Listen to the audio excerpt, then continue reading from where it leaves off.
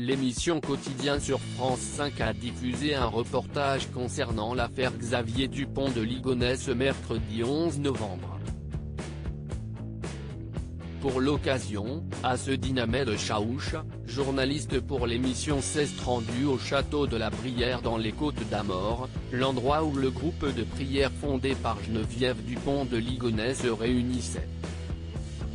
Sur les images diffusées, on peut d'abord voir Bertram de Verdun, le beau-frère du fugitif qui indique aux journalistes qu'il le fait rentrer en toute discrétion dans l'appartement des Dupont de Ligonnès. Ce qui a interpellé les internautes et Assedine Ahmed Chaouch, c'est surtout la présence de Geneviève Dupont de Ligonnès que l'on aperçoit très rapidement au fond de la pièce.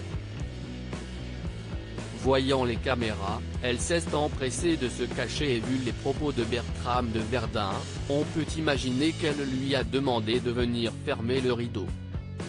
« Oui, attends, je vais t'aider », commence-t-il par dire, puis il enchaîne en lui expliquant qu'il s'agit d'un journaliste mais qu'il se met dans l'entrée car il ne veut pas parler dans le couloir. Il tente ensuite de la rassurer en lui indiquant qu'il a bientôt fini. Il semblerait donc que la mère de famille ne souhaite pas s'adresser aux médias, celle-ci étant très discrète depuis le début de cette histoire.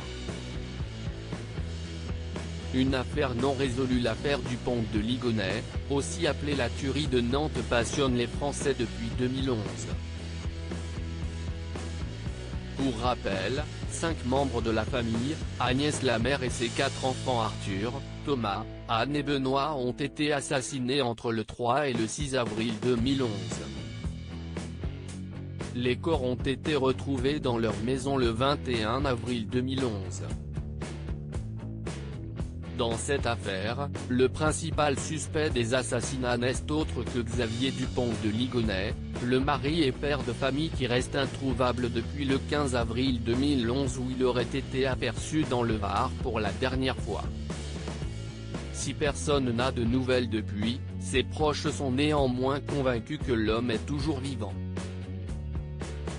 Pour l'instant, je vous le dis à 99%, si estime ma conviction, si estime qu'il est toujours vivant, a expliqué Bertram de Verdun dans le reportage diffusé par Quotidien.